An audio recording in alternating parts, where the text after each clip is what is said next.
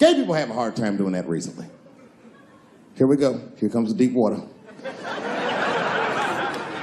No, recently I've noticed that. I noticed that with that Manny Pacquiao controversy. Yeah, no, it was now in the gay community's defense, Manny Pacquiao said some outlandish shit about gay people. Very, very not nice things that I won't repeat, but there was biblical verses and some analogies to animals. Wasn't a good look. Nike took his shoes immediately, which I thought was a little harsh. A little harsh. You know what I mean? Because he's, just because he's Asian. You know what I mean? Fuck, you gonna take shoes off an Asian dude to appease a gay dude? You know what I mean? No? You don't know what I mean. But Asian people kind of know what I mean. No? No Asians in the front? No? No, this is what I mean. Okay, look. Okay, you're an Asian dude. No, I say this with no disrespect. But we're all Americans, right? And we can agree that America has a huge body count all over the world, but nowhere more than Asia. Literally, if you look at history, recently, we have bombed the masculinity out of an entire continent. We dropped 2 atomic bombs on fucking Japan, and they've been drawing Hello Kitty and shit ever since. There's a lot of lady boys in the wake of our bombs. And I know these things because my wife is Asian. She's Filipino. All right, well, okay, so that explains it. Now you know why you see me at all those Filipino events. I'm out there picking up pussy, I'm dropping some off.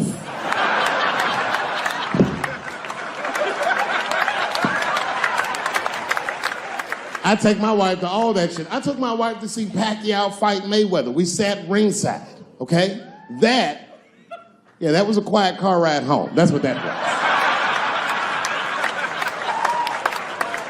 But if you know what's popping in the Philippines, you know that they got a whole generation of kids in the Philippines growing up without their mothers. Yes, a lot of women in the Philippines go to the Arabian Peninsula, they come to the United back home, which is still one of the #1 staples in the Philippines economy, money that their expats send back to the Philippines. The men, on the other hand, are left rearing children, twiddling their thumbs, waiting on their wives' checks. These men have been fucking emasculated. And then suddenly, a boxer rises from amongst them and reinstates their manhood with his motherfucking fist. This is not the guy you're supposed to ask, what do you think of homosexuals? He's not your champ. Shit. That's why I don't have a sneaker deal, because if you say something that people don't like, they'll take your fucking shoes off. Throw the head. They've got the longest mental gap to bridge. That's all I'm saying. Because, you know, whenever I see one of them T's on the street, I don't mind them, but I'll be like, man, I miss Bruce. I'm sorry, guys. I'm 42. I remember Bruce Jenner. Before the Kardashians, before all that, this motherfucker was a white American superhero. It was amazing. He was beating Africans at track and field. We'd never seen anything like it.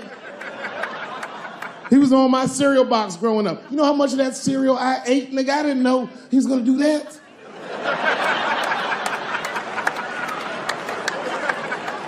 I knew before you guys knew. I heard things on the street in Hollywood. You know, you just be out, see people. Hey, what's up, Kanye? Why the long face? Nigga, you'll see. Got 2 mother-in-laws now. And when I heard he was gonna do it, I was scared. I didn't think the public was ready. I didn't think the media was ready. And you know what? I was wrong. Never seen anything like it. Welcome to the world, Caitlin. So long, Bruce. Hello. Somebody called me a nigga in traffic last Wednesday. It's so long, it takes a minute.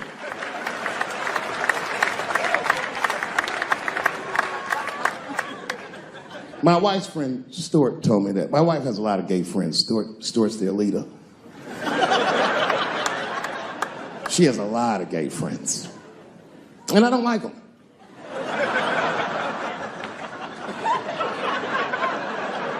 Not because they're gay, I'm just judging them on the merits of their character. They're just not nice dudes. They're fucking rude house guests. They're sitting on my couch, giggling with my wife, eating my motherfucking macaroons.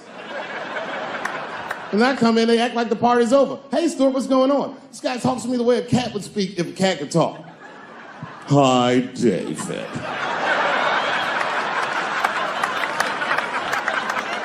Stuart, what's all the beef, man? What's going...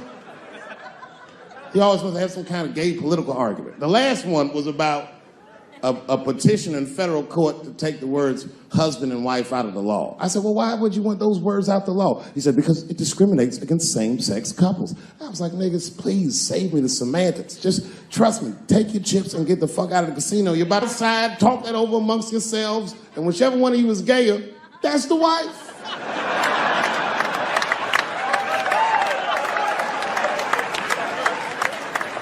No, Stuart didn't like that. Stuart educates me about this movement, you know what I mean? I didn't even know shit about it. He told me it's called LBGTQ.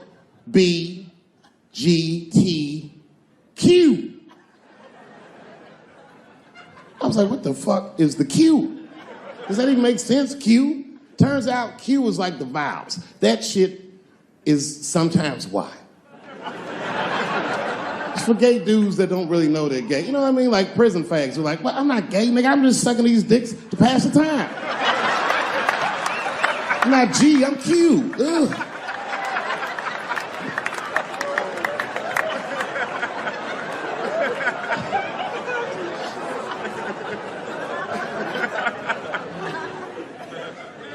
I think, okay, again, of all those letters, the T has the toughest road ahead. In fact, I think the T should stand for tough. If Martin Luther King had a sneaker deal, we'd still be on the back of the bus. They always true, the Nike exec would come up, hi, Martin,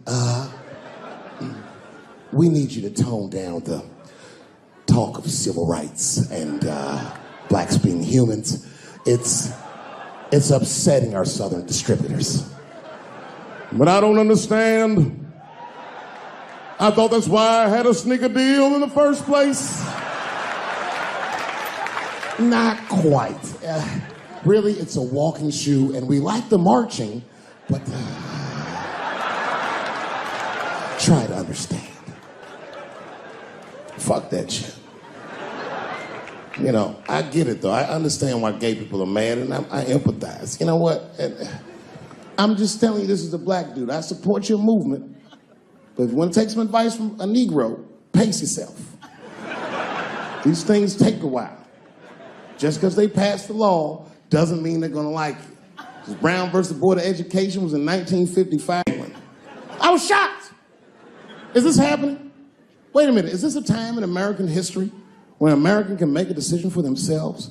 And even though other Americans don't understand it, they'll support it and let this person live a happy life? Is this what's happening? If it is, then good for America. That's Dave Chappelle, the American. Although Dave Chappelle, the black American, he was a little jealous. I was like, how the fuck are transgender people beating black people in the discrimination Olympics? If the police shot half as many transgenders as they did niggas last year, it'd be a fucking war in LA. I know black dudes in Brooklyn, hard street motherfuckers that wear high heels just to feel safe.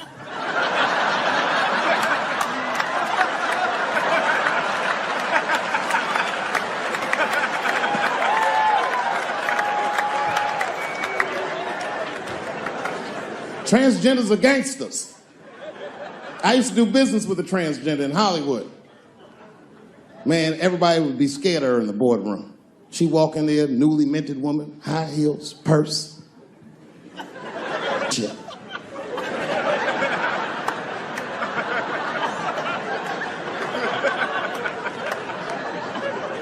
And then she walked to the head of the conference table, stare at us all, reach in her purse and pull her old dick out and throw it on the table. Let's talk business, gentlemen.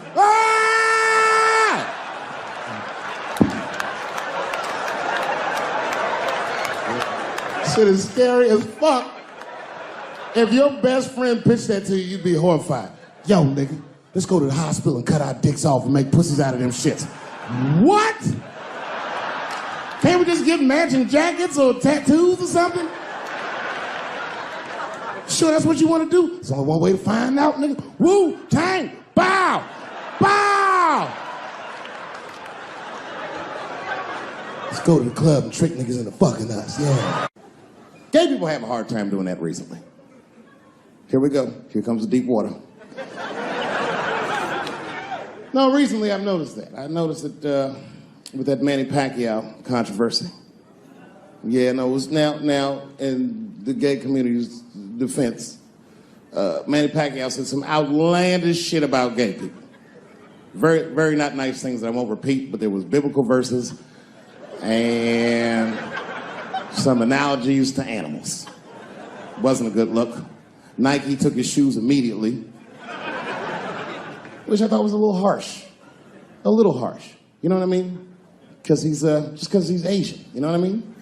Fuck, you gonna take shoes off Asian dude to appease a gay dude. You know what I mean?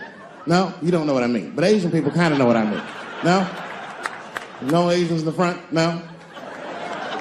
No, this is what I mean. Okay, look. Okay, you're an Asian dude. No, I say this with no disrespect. But we're all Americans, right? And we can agree that America has a huge body count all over the world. But nowhere more than Asia. Literally, if you look at history, recently, we have bombed the masculinity out of an entire continent. We dropped 2 atomic bombs on fucking Japan, and they've been drawing Hello Kitty and shit ever since. There's a lot of lady boys in the wake of our bombs. And I know these things because my wife is Asian. She's Filipino. All right, well, okay, so that explains it. Now you know why you see me at all those Filipino events. I'm not there picking up pussy, I'm dropping some off.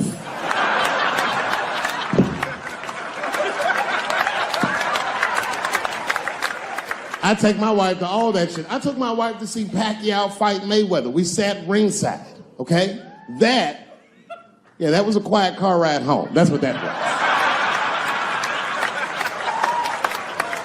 But if you know what's popping in the Philippines, you know that they got a whole generation of kids in the Philippines growing up without their mothers. Yes, a lot of women in the Philippines go to the Arabian Peninsula, they come to the United back home, which is still one of the #1 staples in the Philippines economy, money that their expats send back to the Philippines. The men, on the other hand, are left rearing children, twiddling their thumbs, waiting on their wives' checks. These men have been fucking emasculated. And then suddenly, a boxer rises from amongst them and reinstates their manhood with his motherfucking fist. This is not the guy you're supposed to ask, what do you think of homosexuals? He's not your champ. Shit. That's why I don't have a sneaker deal, because if you say something that people don't like, they'll take your fucking shoes off. Road ahead. They've got the longest mental gap to bridge. That's all I'm saying. Because, you know, whenever I see one of them T's on the street, I don't mind them, but I'll be like, man, I miss Bruce. I'm sorry, guys.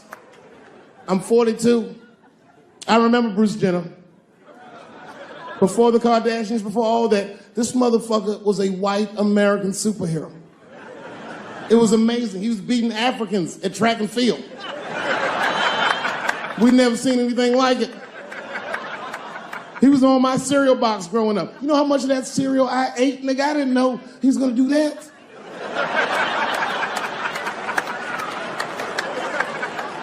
I knew before you guys knew. I heard things on the street in Hollywood. You know, you just be out, see people. Hey, what's up, Kanye? Why the long face? Nigga, you'll see. Got 2 mother-in-laws now. And when I heard he was gonna do it, I was scared. I didn't think the public was ready. I didn't think the media was ready. And you know what? I was wrong. Never seen anything like it. Welcome to the world, Caitlin. So long, Bruce. Hello. Somebody called me a nigga in traffic last Wednesday. It's so long, it takes a minute.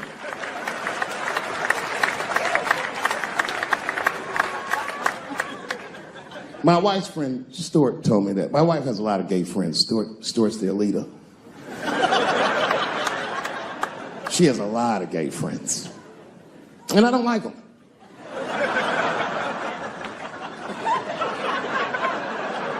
Not because they're gay, I'm just judging them on the merits of their character. They're just not nice dudes. They're fucking rude house guests. They're sitting on my couch, giggling with my wife, eating my motherfucking macaroons.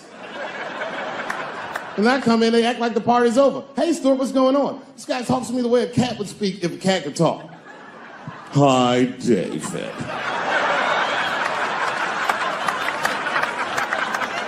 Stuart, what's all the beef, man? What's going on? He always wants to have some kind of gay political argument. The last one was about a petition in federal court to take the words husband and wife out of the law. I said, well, why would you want those words out the law? He said, because it discriminates against same-sex couples. I was like, niggas, please save me the semantics. Just trust me, take your chips and get the fuck out of the casino. You're by the side, talk that over amongst yourselves, and whichever one of you is gayer, that's the wife.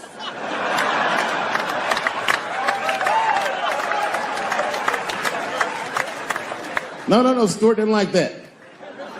Stuart educates me about this movement, you know what I mean? I didn't even know shit about it. He told me it's called LBGTQ.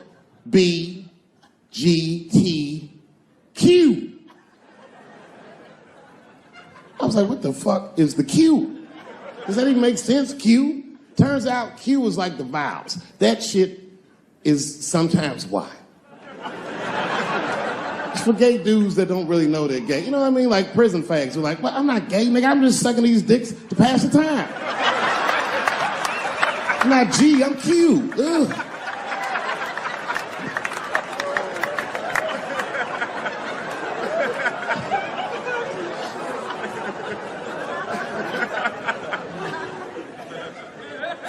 I think, okay, again, of all those letters, the T has the toughest road ahead. In fact, I think the T should stand for tough. If Martin Luther King had a sneaker deal, we'd still be on the back of the bus. They always true, the Nike exec would come up, hi, Martin, we need you to tone down the talk of civil rights and blacks being humans. It's upsetting our southern distributors. But I don't understand. I thought that's why I had a sneaker deal in the first place. Not quite. Really, it's a walking shoe, and we like the marching, but try to understand. Fuck that shit. You know, I get it, though. I understand why gay people are mad, and I empathize. You know what? I'm just telling you this as a black dude. I support your movement, but if you want to take some advice from a Negro, pace yourself. These things take a while. Just because they passed the law doesn't mean they're going to like you. Brown versus Board of Education was in 1955. I was shocked. Is this happening? Wait a minute. Is this a time in American history when an American can make a decision for themselves, and even though other Americans don't understand it, they'll support it and let this person live a happy life? Is this what's happening? If it is, then good for America. That's Dave Chappelle, the American. Although Dave Chappelle, the black American, he was a little jealous. I was like, how the fuck are transgender people beating black people in the discrimination Olympics? If the police shot half as many transgenders as they did niggas last year, it'd be a fucking war in LA. I know black dudes in Brooklyn, hard street motherfuckers that wear high heels just to feel safe.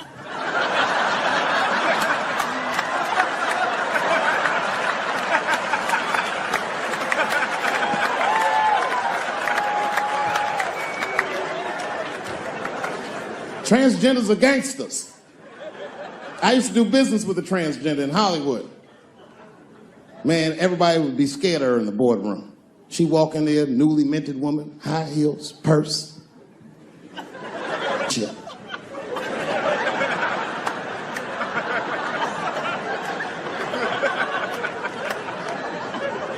And then she walked to the head of the conference table, stare at us all, reach in her purse and pull her old dick out and throw it on the table. Let's talk business, gentlemen. Ah!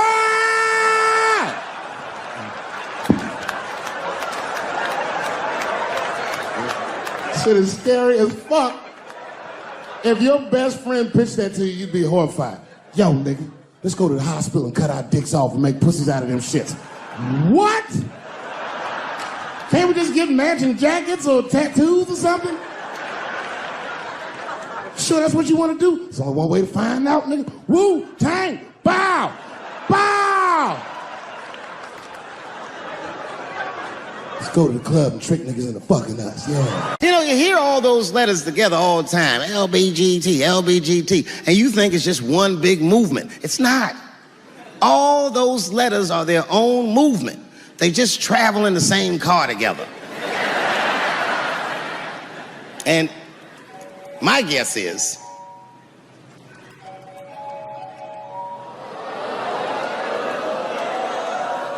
what is this, high school? This nigga probably got a babysitter or something. Go and answer your phone, nigga. Just get that shit out of here. I'm in the middle of something important. Wouldn't it be funny if we made fun of him? He was like, ah, and he went outside like, hello? Mama's dead. Oh,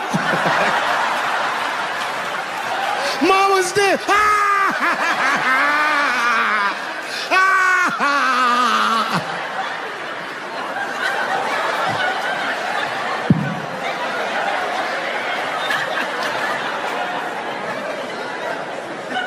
That was a weird timed phone call, wasn't it? It's like his phone is gay.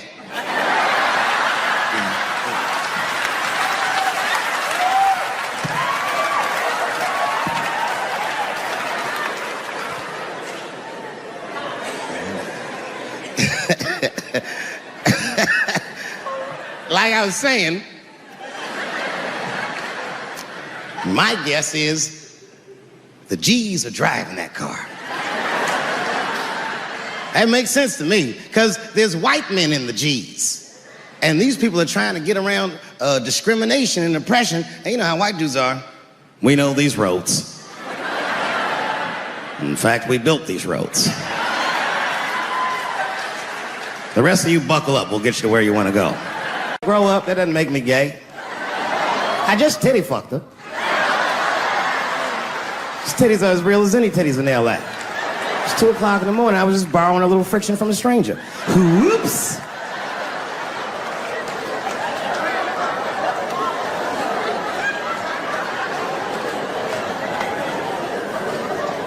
It's the madness of youth. It's the types of mistakes that a man makes when he's young. I wouldn't even know that it's necessarily a mistake. It was a wild night out. But I don't do it like that anymore. I'm old. I'm 44 now. Damn. It's the first time in my life I've ever, started to physically feel my age. It's tough, man. You know how I'm getting old? This is embarrassing, but I was in my hotel room.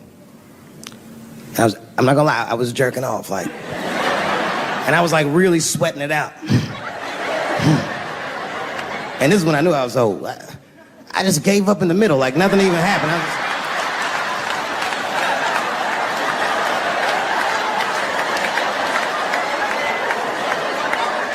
I don't like looking at my dick anymore. My dick looks distinguished. It's old, an old looking dick. It's got salt and pepper hair all around it. My dick looks like Morgan Freeman in the 90s. Without the dots. My dick narrates. Dave pulled me out and started jerking me around and jerking me around. But not with the same vigor as when he was young. He and I both knew nothing was coming out.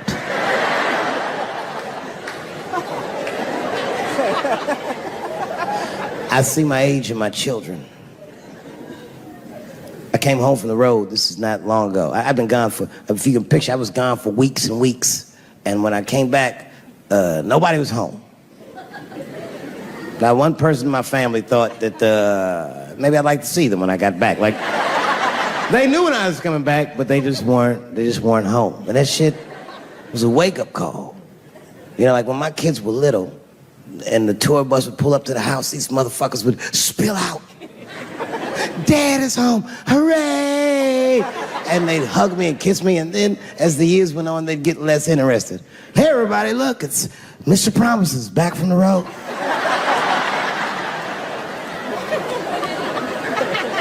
But empty house, that's some cold shit.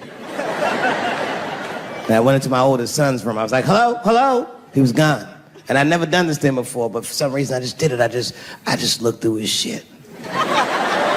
Just to see who this motherfucker was becoming. And I found these notebooks and I started going through the notebooks and it was all this wonderful poetry in them.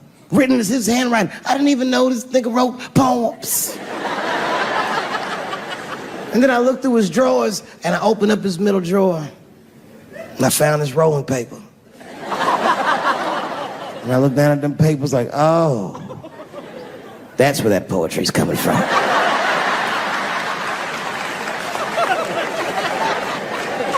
And that shit broke my heart. I mean, I smoked weed, but I mourned my son's innocence. And I cried a little bit. And I took his papers upstairs to my room. Rolled some weed that I'd hid from the family. And I got really high. And then I got paranoid, so I put his papers back how I found them. So he wouldn't know what I was up to. This nigga won't even know that happened until he sees the special. Yeah, nigga, I found your papers.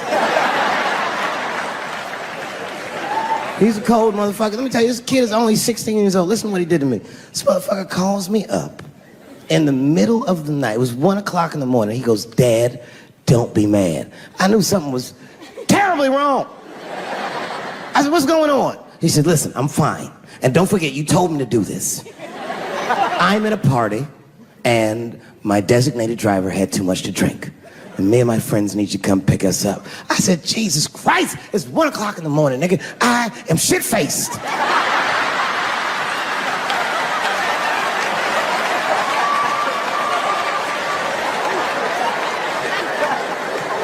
But I figured, fuck, it's better me than some kid. I might as well roll the dice and go pick my nigga up. I said, all right, I'm coming to get you. Just give me the address and I'll be right there. And then he gave me the address and I was shocked. I said, son, you are not gonna believe this, but I'm at the same party, nigga.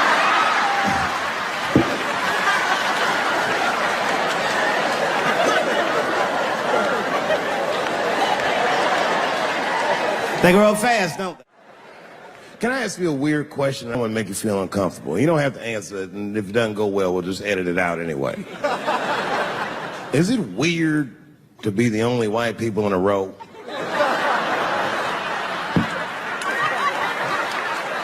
Is it weird? I mean, you can be honest. Does it feel strange? Are you worried at all? Give me your money, motherfucker. I'm just fucking around. I'm just saying. This guy got ice in his veins. He didn't even buckle. You know, like many black men my age, the first time I voted was 8 years ago. Right. I saw Obama on TV and said, oh, I'm voting for this nigga. I remember the day I voted for Obama. I voted in Ohio, and my vote matters in Ohio. Ohio is a battleground state. But when I pulled up to the polls, all the soldiers were in line. There were so many black people in that goddamn line. I didn't even know it was a polls. I thought it was a check cashing place.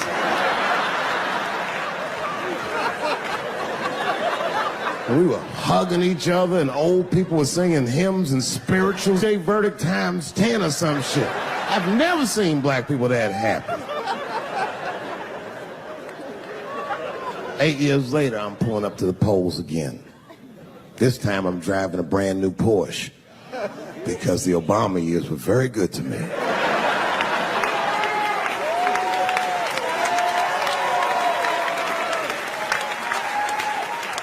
I was early voting, and when I parked my car, I figured out something that it would take the rest of the country another week to figure out.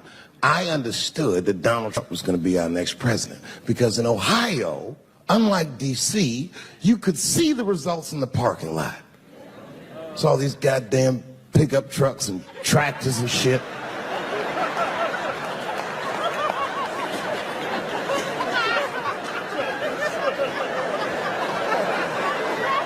And then I walked up and I saw a long line of dusty white people.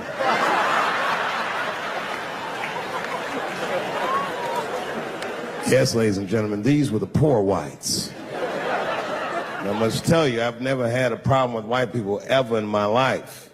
But full disclosure, we've gotten a lot of trouble out of them.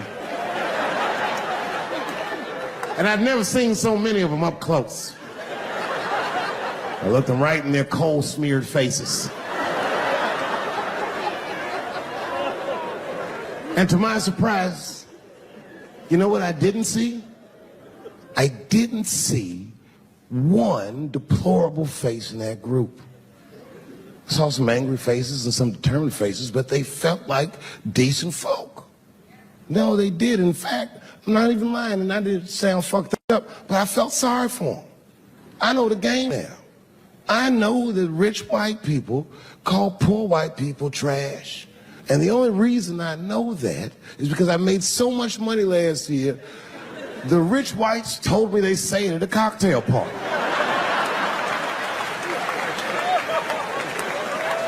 And I'm not with that shit.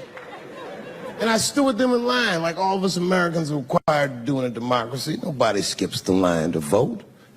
And I listened to them. I listened to them say naive, poor white people things.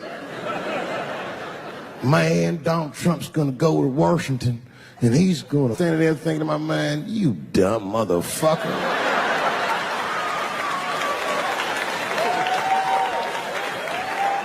You are poor. He's fighting for me.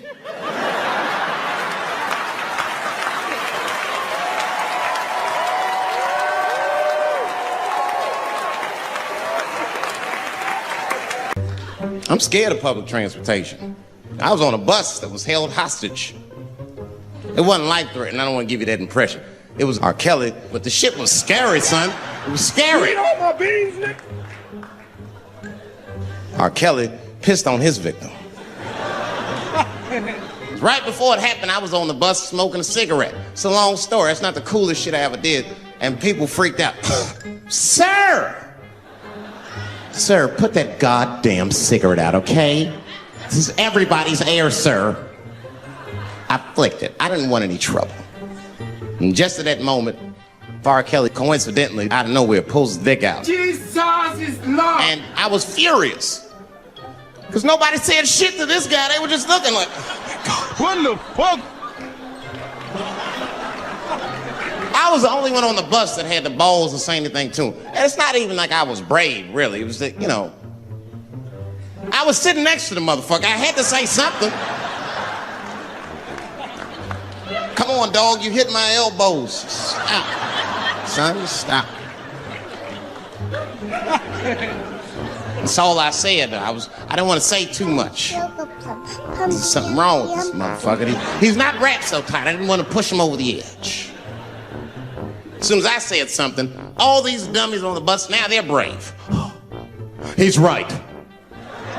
Put your goddamn cock away. I don't want to see this anymore. I don't want to see it either. Yeah! Now the guy flips out. All right, everybody, back up. Back the fuck up. Oh, nigga. I tried to be nice about this. Now everybody freaks out. Oh my God, it's a biological attack. Oh. I'm caught in the middle. I can't lose my cool. I said, hey, everybody, just calm the fuck down or you're gonna get me shot. Let's all just be cool. Let's do what this man says so he'll leave us alone. Now everybody gets quiet.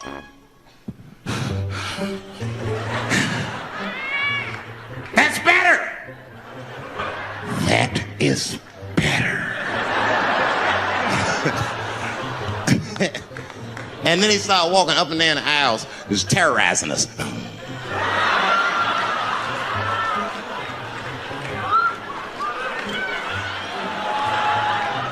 And then he starts making demands. You in the pink shirt. Spread your cheeks and lift your sack. Like, what the fuck? Excuse me? You heard me. Spread open your cheeks and lift your sack. Hello, darkness, my old friend. You! Stick your finger in your butt! Why? Oh, God, why is this happening? Oh, God, oh, God. He was working my way. Shit was tight.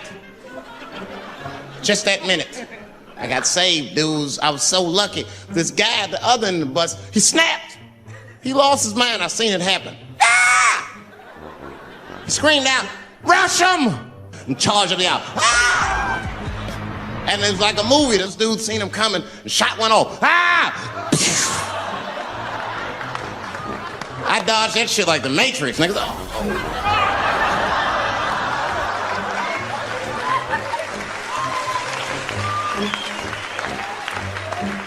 The guy behind me wasn't so lucky, y'all. No!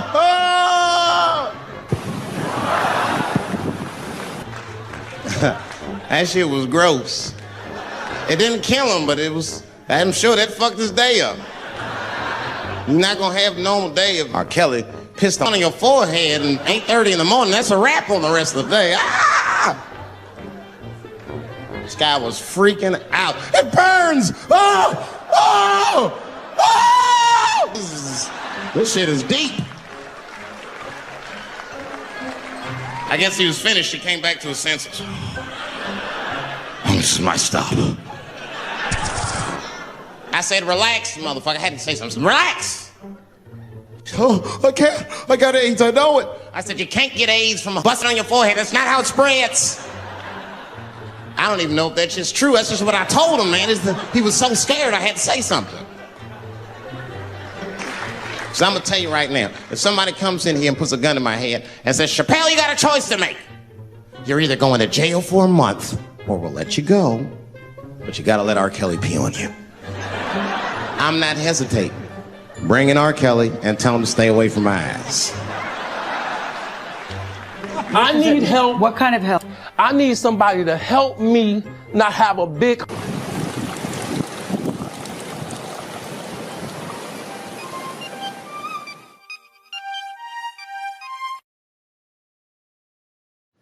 All power and glory go to God. All greatness is from God. When a hero stumbles, well, the cowards rejoice. Nothing feels better to a coward than to watch a brave guy fall. Now, you guys might have seen in the news that I caught coronavirus recently, and then I did. Whoops. I did. Because in the beginning of the pandemic, I talked to a guy in the live entertainment business, and I said, when can we go back to work? He said, probably sometime in 2022. And I said, there's no fucking way I can wait that long. And I just tried to find a way that I could work. You see what we've been doing.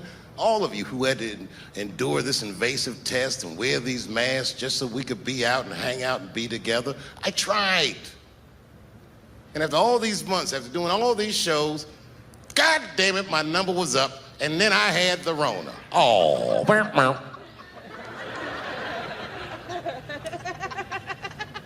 cowards rejoice at a time like this because they're so invested in being afraid. And when I said I had the coronavirus, the overwhelming majority of people wished me well. Said, we hope you get better, take care of yourself. We don't want anything bad to happen to you.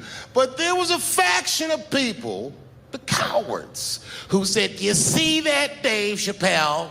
That's why we stay inside where it's safe, and we never try anything. Well, enjoy yourselves, motherfuckers, because I'm better now.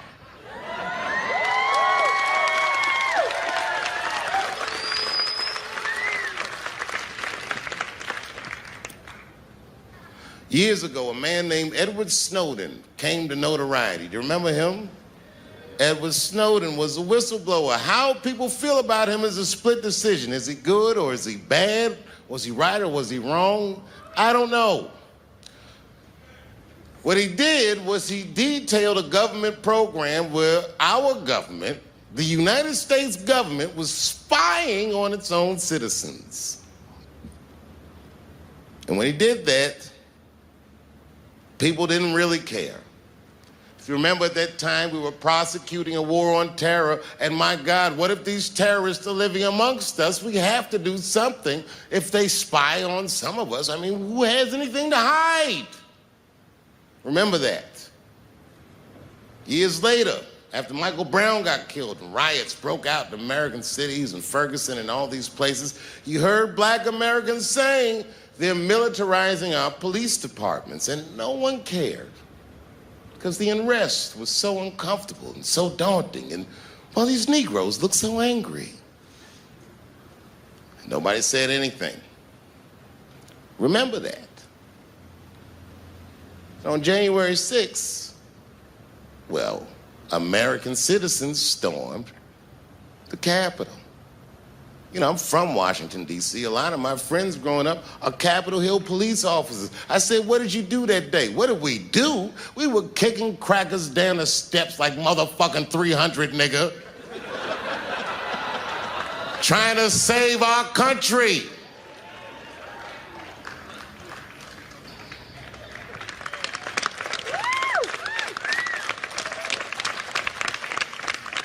Watch the tapes. Watch that crowd that told Colin Kaepernick he can't kneel during a football game, try to beat a police officer to death with an American flag. Look at that shit.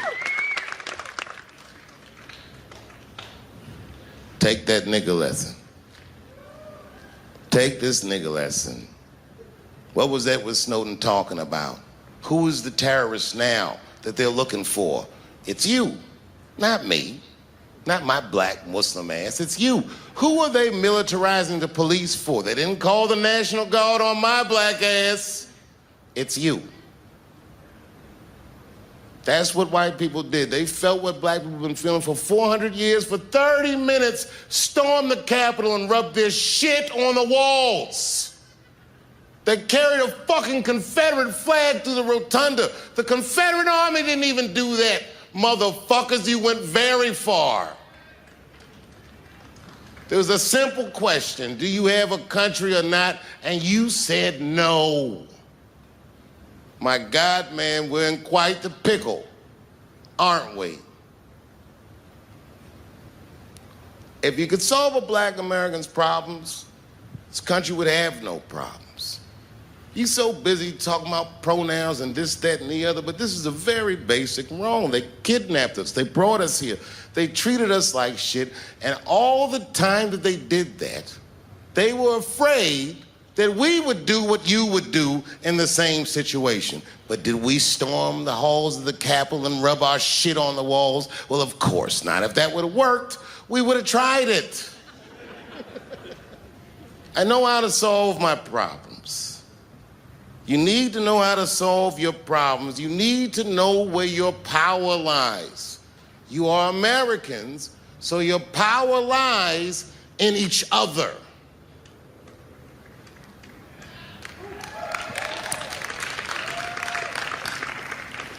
A few weeks ago, I put a special out. I called it Unforgiven. I told people what my beef was with Comedy Central. I never talked about it. I demanded that the network pay me. Many of my peers laughed at me because that's a ridiculous thing to demand. They said, well, you signed the contract, so what are you even mad about? Here's the thing. I'm very good at minding my own business. And the trick to minding your own business is knowing what is your business. And these people that talk about me, these cowards that rejoice, well, they don't understand what greatness looks like. I never asked Comedy Central for anything. If you remember, I said, I'm going to my real boss, and I came to you because I know where my power lies. I asked you to stop watching the show, and thank God Almighty for you, you did. You made that show worthless because without your eyes, it's nothing. And when you stopped watching it, they called me and I got my name back. and I got my license back, and I got my show back, and they paid me millions of dollars. Thank you very much.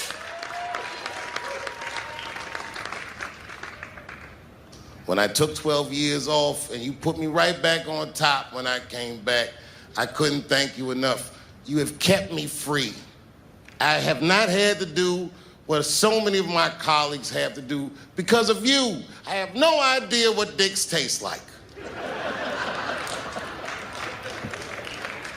This is a very important moment. I want to thank Ted Sarandos at Netflix, a CEO who had the courage to take my show off its platform at financial detriment to his company just because I asked him.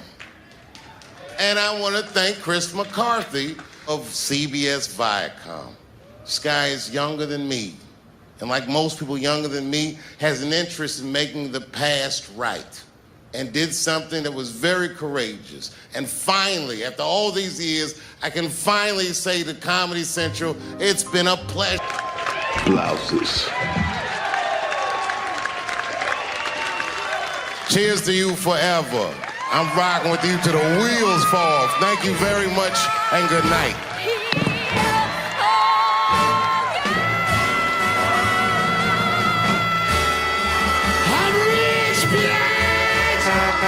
Dave Chappelle!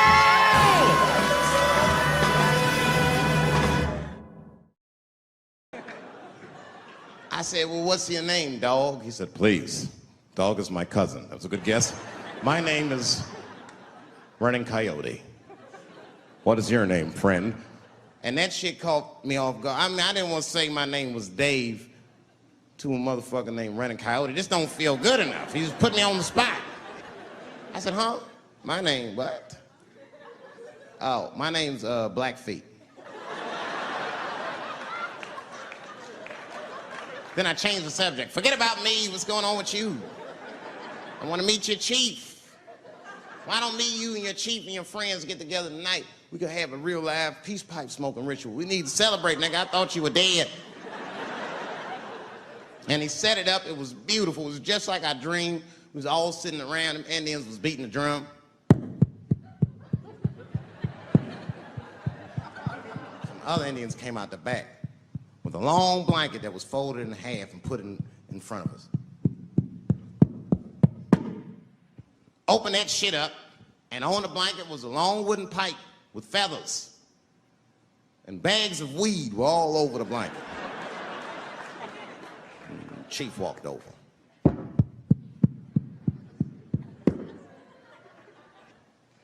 The big ones are 50. The little ones are 25. And these are 10.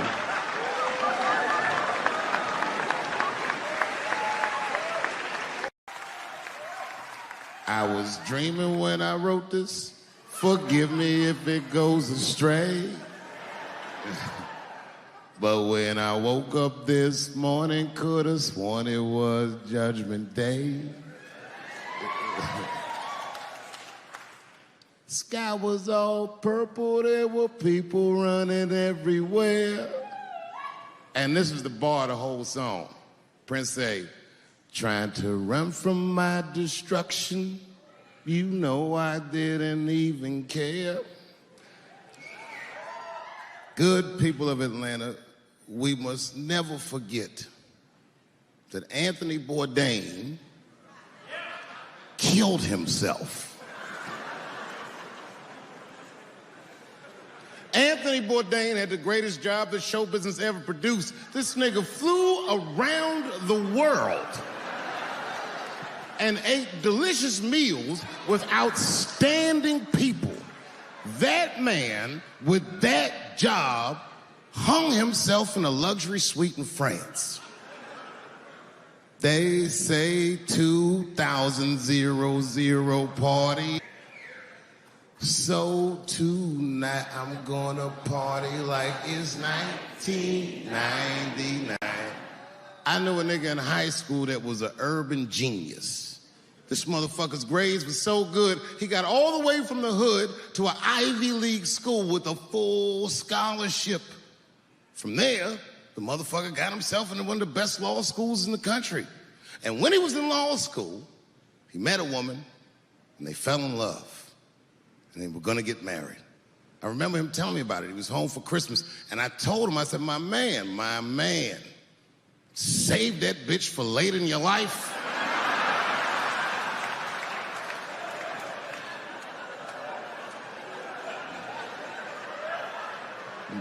But he's in love. He didn't listen to me. He married her while he was in law school. And sadly, they got divorced while he was in law school. He was a street nigga from the hood. This man had nothing. And that bitch took half of that. And then I just never saw him again for years. And then 2 years ago, I was home in D.C. doing some shopping, trying to buy my sons some socks at Foot Locker. I go to Foot Locker, guess who's the manager? That nigga. Shit. This motherfucker is 45 years old. We went out drinking that night, just trying to catch up. And he told me, he said he's been living with his mother for like 10 years, just trying to get back on his feet. But that's not the point of the story. The point of the story is, never occurred to this nigga to kill himself. He's alive and well in D.C.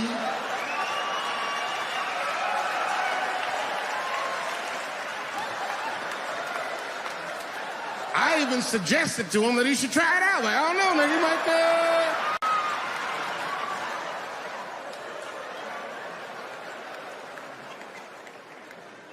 Nobody's life is perfect. No matter what it looks like from the outside, you don't know what the fuck's going on inside. I have a great life, but it's not a perfect life. But it's good. My shit's like an above ground pool. You ever seen one of them? Yeah, it's a pool.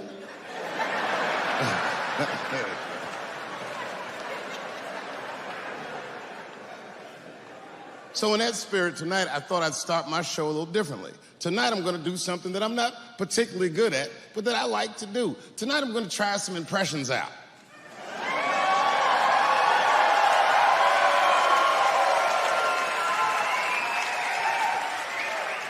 I only got 2.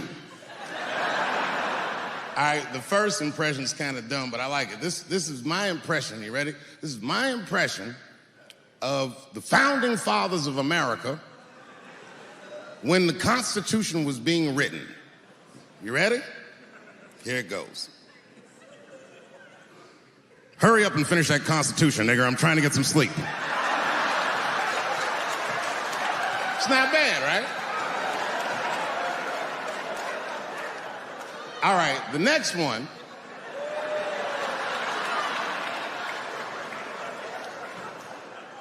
The next one's a little harder. I want to see if you can guess who it is I'm doing an impression of. All right, let me get into character. You got to guess who it is, though. Okay, here it goes. Hey, if you do anything wrong in your life, and I find out about it, I'm going to try to take everything away from you. And I don't care when I find out. Could be today, tomorrow, 15, 20 years from now. If I find out, you're fucking finished. Who's that? That's you. That's what the audience sounds like to me. That's why I don't be coming out doing comedy all the time, because y'all niggas is the worst motherfuckers I've ever tried to entertain in my fucking life.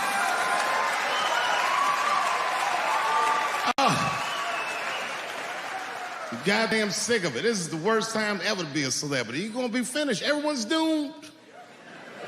Michael Jackson has been dead for 10 years, and this nigga has 2 new cases.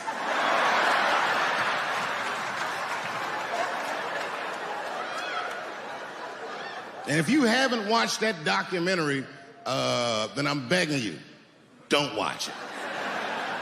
It's fucking gross. I felt like HBO was sticking baby dicks in my ears for 4 hours straight. Really nasty shit. I don't want to know all these things. Turns out, Michael Jackson allegedly likes a long gander at the anus. So they said he stares at people's buttholes. That's what they said. That's how gross the documentary was.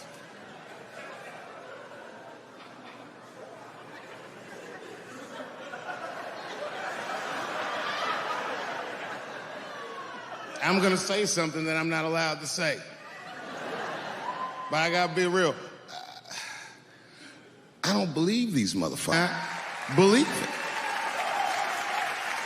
But let me qualify the statement.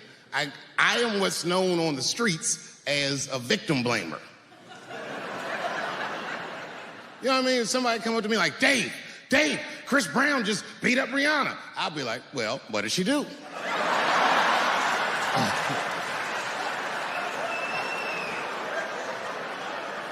Dave, Michael Jackson was molesting children. Well, what were those kids wearing at the time?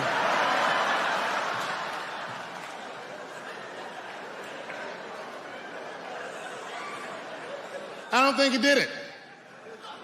But you know what? Even if he did do it, you know what I mean?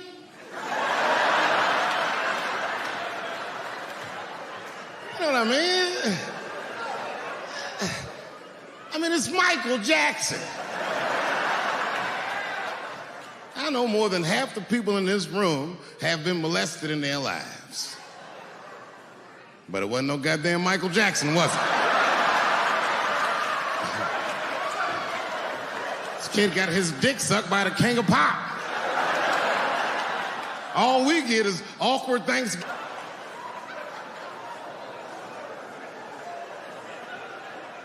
You know how good it must have felt to go to school the next day after that shit? Hey, Billy, how was the weekend? How was my weekend? Michael Jackson sucked my dick. And that was my first sexual experience. If I'm starting here, then sky's the limit.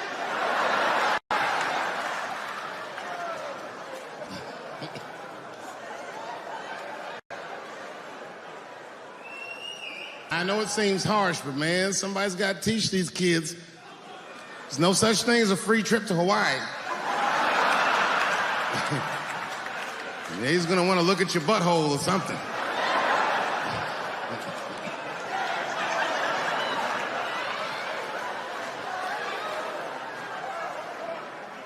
You know why I don't believe it? You know why I don't believe it? Because if Michael Jackson's out here doing all this molesting, then why not Macaulay Culkin? Macaulay Culkin said in an interview that Michael Jackson never did anything inappropriate with him or even around him. Think about that shit. You know, I'm not a... But if I was... Macaulay Culkin's the first kid I'm fucking, I'll tell you that right now.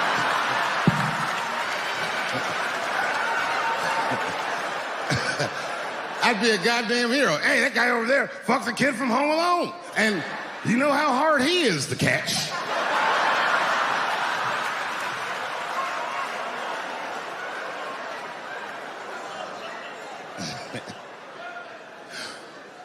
My mind's telling me no.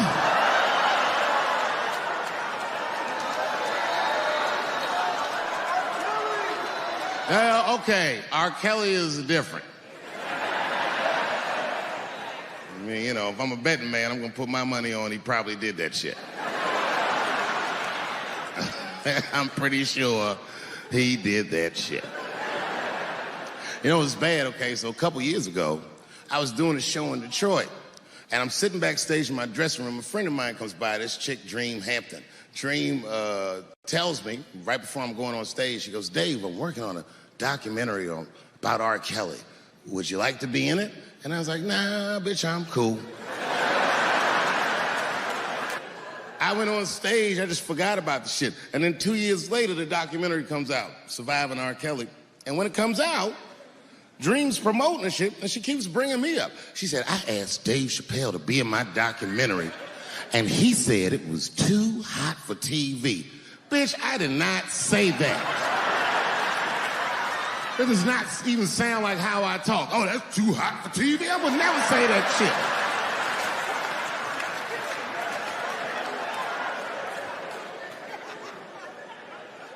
But I'm gonna tell you guys why I wasn't in the documentary. There's a very simple reason, and I cannot stress this point enough. The only reason that I didn't do it was because, and it's very important, I don't know this nigga at all. I don't know anything. I don't know anything that they don't tell me about. I don't hang out with this nigga. Nothing. So what the fuck do I got to be in the documentary for? This guy, R. Kelly, got another sex tape out now. Can't believe that shit. This guy makes more sex tapes than he does music. He's like the DJ one. Like, damn, nigga. It's a lot of tapes.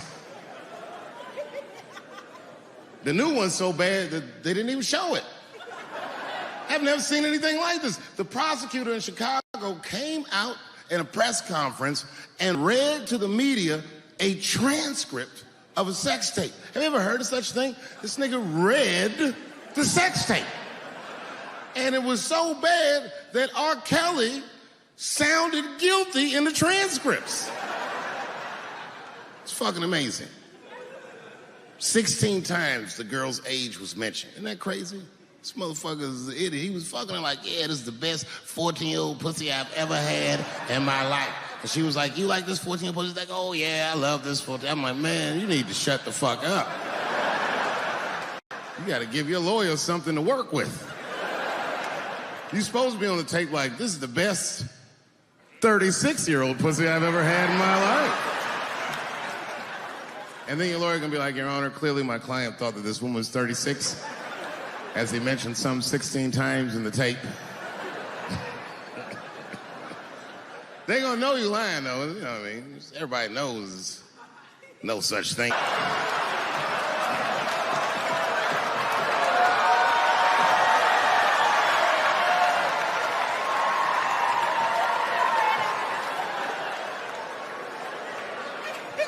Doesn't matter what I say.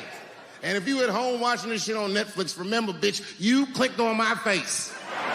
She's just like, you need to stop doing that. And then I tried to change the subject. I go, how is school going, boys?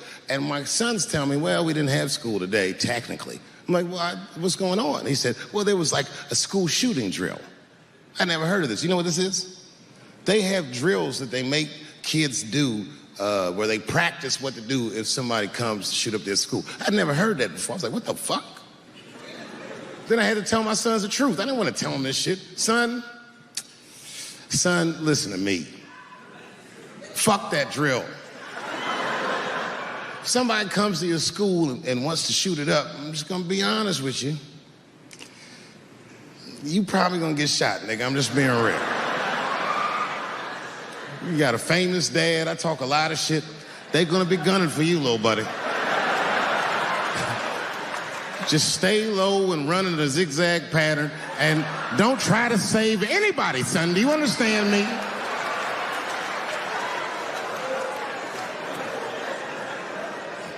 Why would you have kids rehearse for some shit they have no control over? All you're doing is training these kids to worry. It's the stupidest drill I've ever heard of. And while you're in there training them during these drills, listening and learning like the other kids, sitting in the back. Where are we supposed to meet?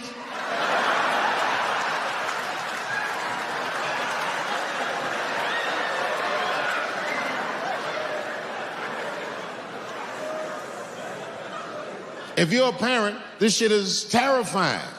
This shit is real scary. All the parents is looking at each other crazy. Because we know as parents that one of us is raising the shooter. Just don't know which one of us it is. All we know for sure is that if you're a white parent, the chances that it's you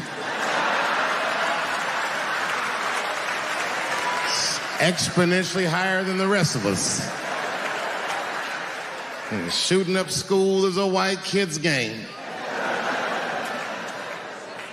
It's fucking crazy. You know, I hated school too. It never occurred to me. Kill everybody in school? It's fucking crazy. Just do what I did, nigga. Try some things. Have you skipped school, nigga? Skip school. Take a walk and meet some other kids. Fuck school, nigga. I'm like,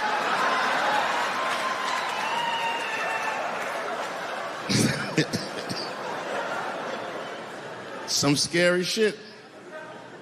I've given this a lot of thought. I don't see any peaceful way to disarm America's whites.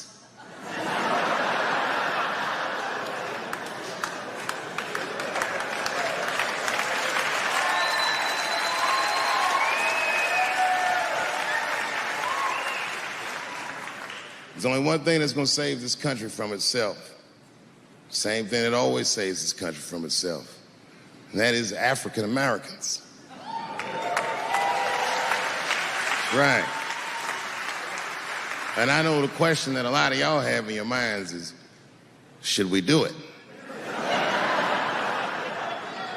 Yeah, fuck yeah, we should do it. Listen, no matter what they say or how they make you feel, remember, this is your country too. It is incumbent upon us to save our country. And you know what we have to do. This is a fucking election year. We got to be serious. Every able-bodied African American must register for a legal...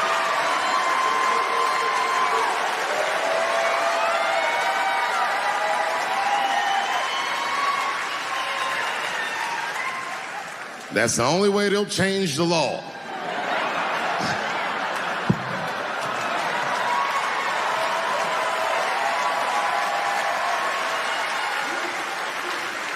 I hate guns, personally.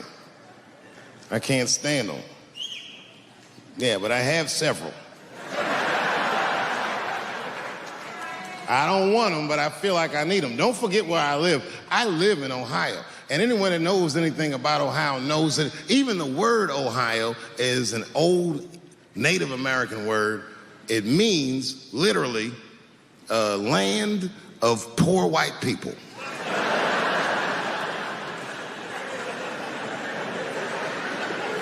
And I don't know what's going on down here, but in my experience, poor white people love, and I mean they fucking love, heroin.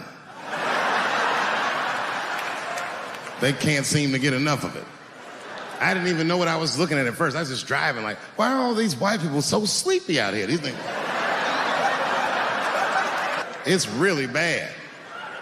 As a matter of fact, I was coming out of a nightclub the other night in Dayton, and I'd parked my car in the alley, and no one was out there. I didn't have no bodyguards or nothing. I was home. I figured everything was fine.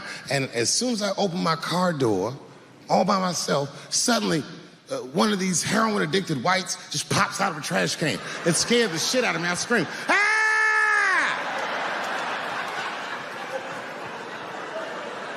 And then I realized it was a woman. She was fucked up. She's like, hey man, relax, okay? I'm sick, all right? I need some drugs, man. Please, I'll suck your dick for $5, man. I was like, ugh. 2.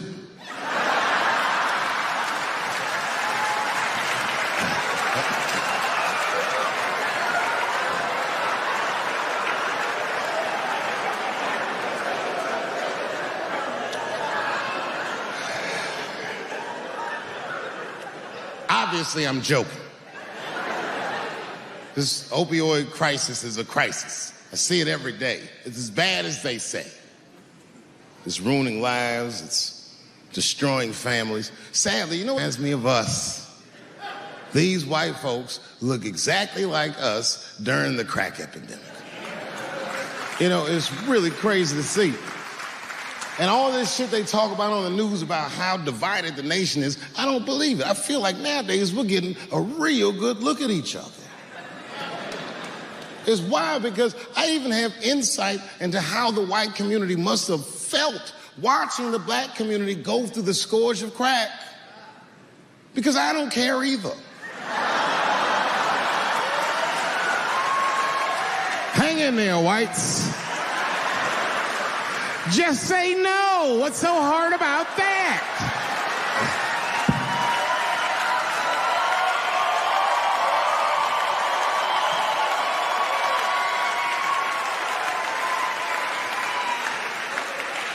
Remember when y'all said that to us? But it's okay. There's no grudges. Now you finally got it right. Once it started happening to your kids, you realize it's a health crisis. These people are sick. They are not criminals. They are sick.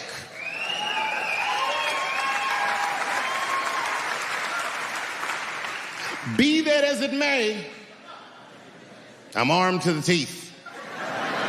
First gun I bought was a 12-gauge shotgun. I didn't want the gun. Remember, though, I'd moved to a farm, and I was sitting there on the porch, and I see a white dude walking across my property, entitled, like he's supposed to be there. He had a rifle over his shoulder, too. Ain't that a bitch? I said, what the fuck is this guy doing on my property? I was mad as shit, but I was unarmed. So I ended up just waving to this motherfucker like a bitch. I was just like...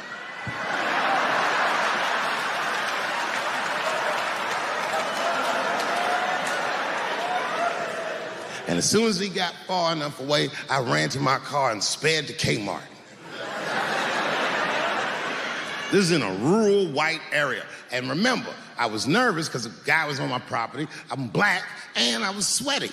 You know what I mean? And I ran to the gun counter, black and sweaty, sweating and black. And I looked up at the nigga, I was like, I look like a slave or something. I said, I need a gun immediately, like that. Just like that. The guy didn't answer, no questions. He just grabbed a 12-gauge shotgun, handed it to me.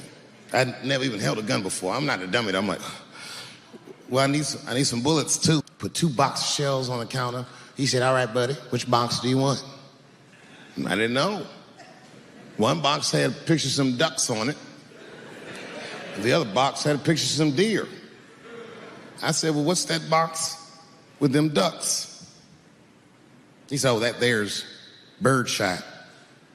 And then he goes just like this, I'm not exaggerating, he goes, that won't kill a man.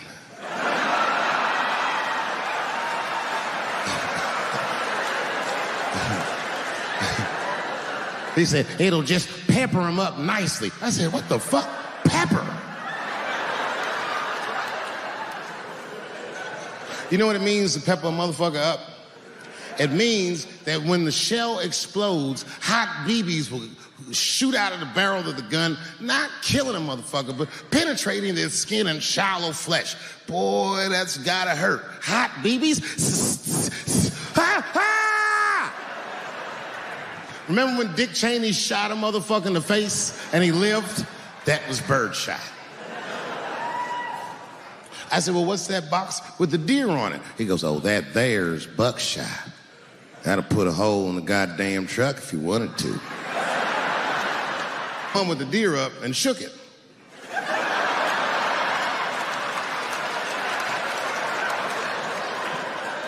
I thought he was trying to trick me. I was like, do you have a box with a picture of a white dude trespassing on it? Because it's exactly the strength I'm looking for. But I didn't know that if you're defending your home with a shotgun, the formula dictates that you're supposed to buy both boxes. This was not a formula that I was familiar with.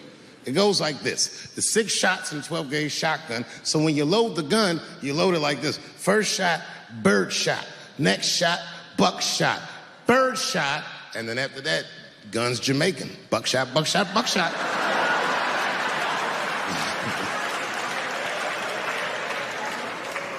She got to picture it, okay? Like, say I'm in bed and sleeping, and suddenly my wife wakes me up. David, wake up. And I'm like, oh, look who's come around. And I pull my dick over the top of my pajamas.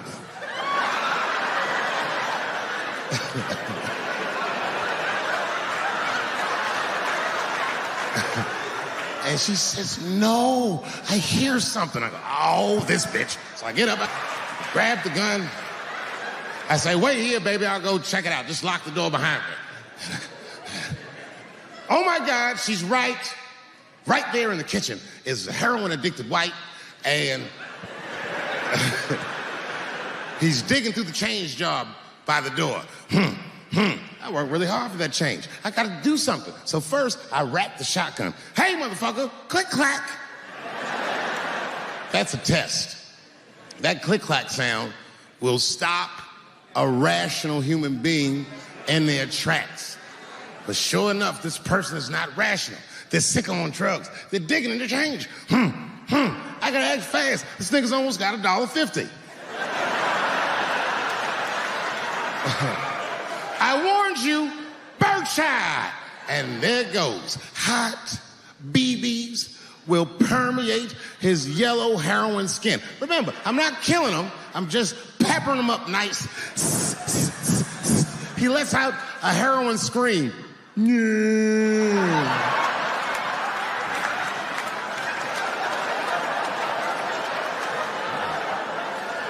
And that should be the end of it. But, I miscalculated.